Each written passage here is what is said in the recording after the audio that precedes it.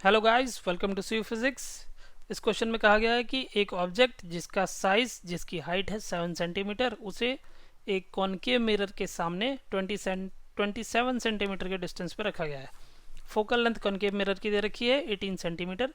हमें बताना है कि at what distance from the mirror, मतलब pole of the mirror, a screen should be placed so that a sharp focused image can be obtained। तो जो image है वो एक स्क्रीन पर हमें देखनी है, वो मिरर के अंदर नहीं दिखाई देगी। तो मिरर के अंदर नहीं दिखाई देगी तो मतलब इमेज जो बनने वाली है वो रियल इमेज बनने वाली है। क्लियर भी है। एक कॉनकेव मिरर रियल इमेज बनाता है जब तक ऑब्जेक्ट उसके फोकस और पोल के बीच में ना रखा हो, तब तक वो रियल इमेज ही बनाता है। यहाँ पर ऑब्जेक्ट जो है फोकस और सेंटर के बीच में रखा गया, मतलब इमेज जो बनने वाली है वो रियल इमेज ही बनने वाली है। चलिए, हमें बताना है कि कहाँ बनने वाली है, वहीं जहाँ पर बनेगी वहीं पर हम स्क्रीन रख देंगे। चलिए फिर निकाल लेते हैं।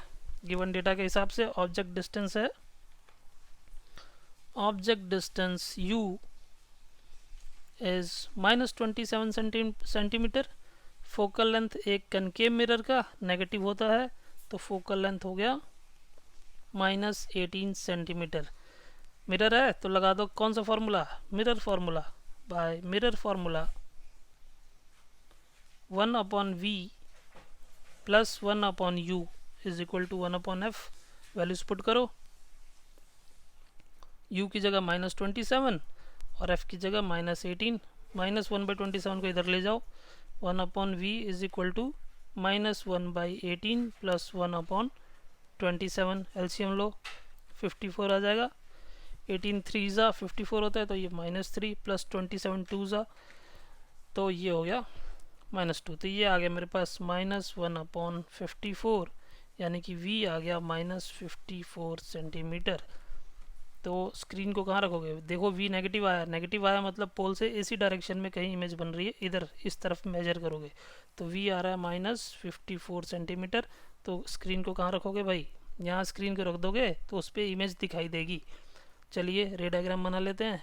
एक रे बनाओ पैरेलल, फोकस से पास कराओ, यहाँ कहीं एक रे बनाओ, यहाँ से पोल से पास कराओ, रिफ्लेक्शन के बाद इधर जाएगी, यहाँ कहीं जहाँ मीट करेंगी वहाँ बनेगी इमेज। तो ये बन रही है स्क्रीन पे आपकी इमेज, ये स्क्रीन पे इमेज बन गई। सो screen should be placed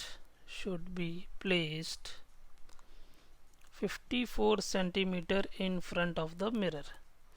mirror से 54 सेंटीमीटर आगे एक स्क्रीन लगाओगे तो उस स्क्रीन पर ये इमेज बनी हुई दिखाई देगी। क्लियर? तो इमेज कैसी है भाई? रियल है। अब स्क्रीन पे बन रही है तो उसको आप टच भी कर सकते हो, टच कर सकते हो तो रियल इमेज है। चलिए, हमें बताना है, साइज भी बताना है और नेचर भी बताना है। चलिए साइज देख लेते हैं मैग्नीफिकेशन वाले फॉर्मूले से। मैग्नीफिकेशन क्या होता है मिरर के केस में? -v/u। तो magnification m is equal to -v/u is equal to height of image upon height of object, minus of -54 upon -27 is equal to height of image. Height of object दे रखा है 7 centimetre. इसे solve करो, ये minus cancel हो गए, ये वाला माइनस अभी भी रह गया। 27 से 54 चला जाएगा 2 टाइम्स, तो हाइट ऑफ इमेज क्या आ गई?